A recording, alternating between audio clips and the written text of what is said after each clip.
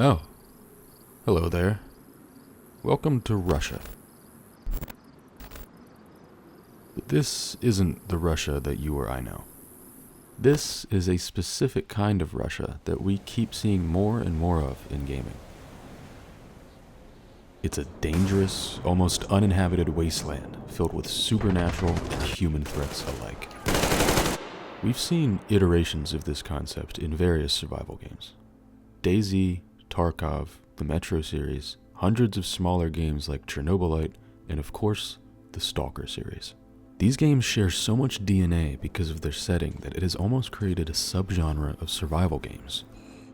This bleak, industrialized space gives out such a strong vibe that it has permanently injected itself into the survival sphere as its own kind of game. But why? Why is it so appealing that multiple games have iterated on this same concept and we flock to it every time? That is what I want to find out. So to start, let's take a look at what components come together to create this mystifying world.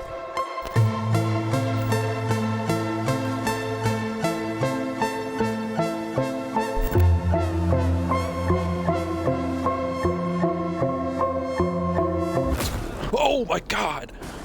Oh fuck! Oh my god! Okay, I'm going inside. For one, this setting almost always has to be a post-nuclear, post-Soviet, and most importantly, post-apocalyptic Russia. These three prerequisites set up the vital aspects that create this specific atmosphere. Post-nuclear, meaning that nuclear radiation plays a very large part in the game world, and oftentimes is a direct result of whatever apocalypse happened in this world. Aside from just being an environmental hazard, this presence of nuclear radiation is also often coincided with another necessary evil in this subgenre: a supernatural threat.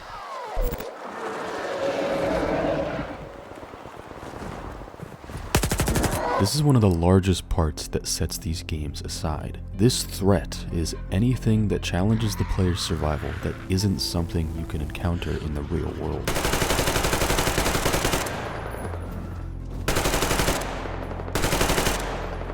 In Metro, it's the mutants and the Dark Ones. In S.T.A.L.K.E.R, it's not just the mutants, but the anomalies and the emissions as well. In DayZ, I would like to say it's the zombie infection, but really it's the glitches. Car's lagging out a little bit. Oh! In Tarkov, I'm pretty sure the supernatural threat is the developers. This unique gameplay challenge, I think, is a huge part of what makes these games feel so special. Battling reality-bending threats when all you have is a fully loaded AK is just a vibe that I can't describe.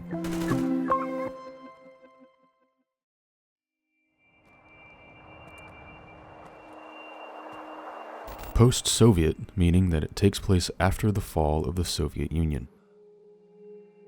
The kind of landscape that Soviet Russia created and left behind is so perfect for a dystopian survival theme.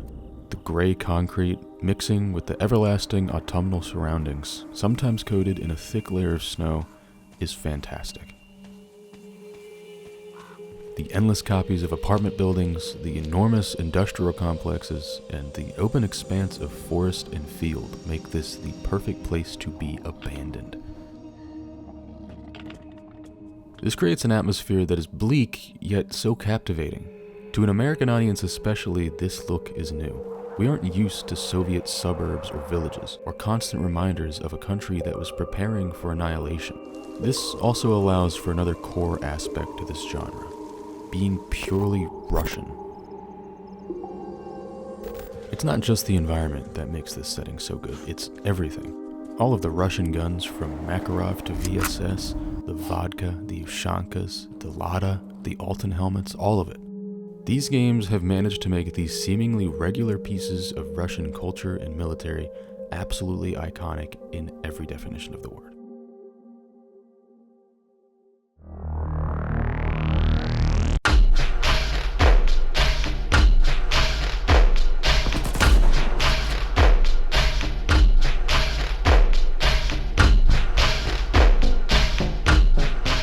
Post-apocalyptic, meaning that the world as you know it has gone to shit. Like I talked about in the post-nuclear section, there has been an apocalyptic event in this version of Russia. This event has destroyed society and given rise to the survivor, an individual who adapts to this new world and has to fight against it in order to stay alive. Sometimes these survivors create factions, other times it's every man for himself. This creates a somewhat hardcore survival experience for the player. The circumstances of this apocalypse is what brings to life all of these aspects in terms of the supernatural and human threat. It ties together all of what we just talked about into one cohesive survival experience. It gives context and reason to what and why things happen, and provides the basis for a story in this world, whether the game has a story or not. This environment has such strong experiences that you can just craft your own. And most importantly, it cements the immersion. I've already talked about how immersive DayZ is, but that effect does not stay within the boundaries of that game. All of these games contain this intense feeling of authenticity, and just this setting alone brings you so easily into the game world, especially if you are familiar with it.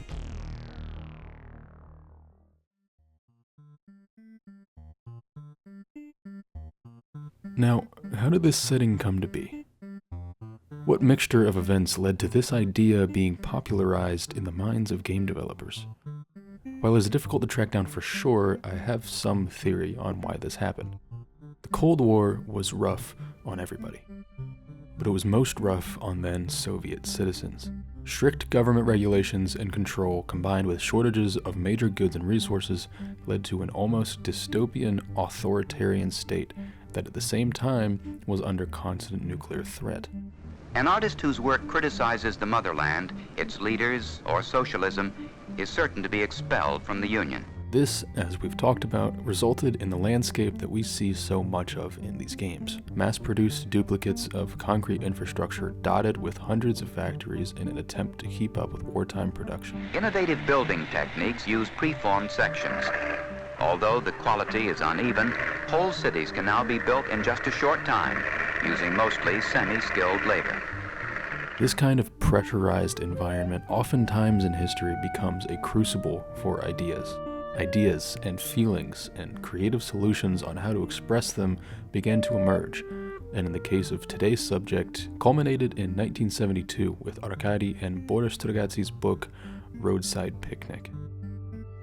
This novel was the birth of our genre. It popularized the term stalker. It popularized the idea of a supernatural zone within Russia.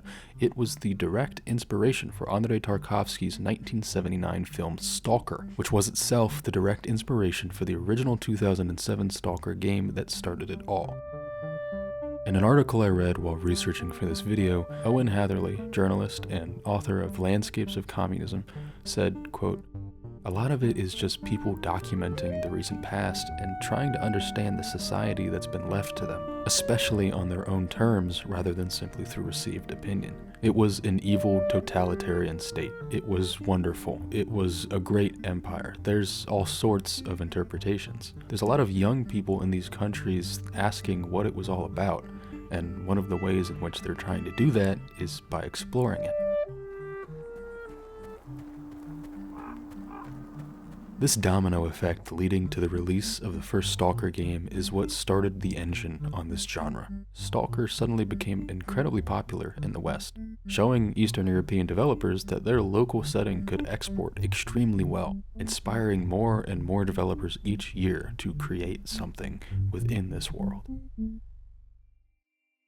These games bring together all of these properties of atmosphere to create something not only immersive but grounded and unique, with difficult survival mechanics and Bethesda-level exploration. This world is so incredibly captivating, and it shows. More and more games in this genre are being made each year, but this brings up a concern for me in the future. More entries into this genre is great for growth, but what we need to be careful of is copies. What will truly grow and develop this world to be the best it can possibly be is iterations. We don't need a bunch of games that are trying to be Stalker or Metro. We need games that are taking Stalker or Metro and trying to do something different. Bringing new ideas to the table will do wonders to create better games in the future. Even Stalker, the father of the genre, has plenty of room to improve. I personally love these games and this world. It is such a unique experience that I have yet to get tired of, and I really hope that the future ahead is bright. A distinctively creative idea like this one needs to be nurtured properly, because it is my belief that this world is just getting started.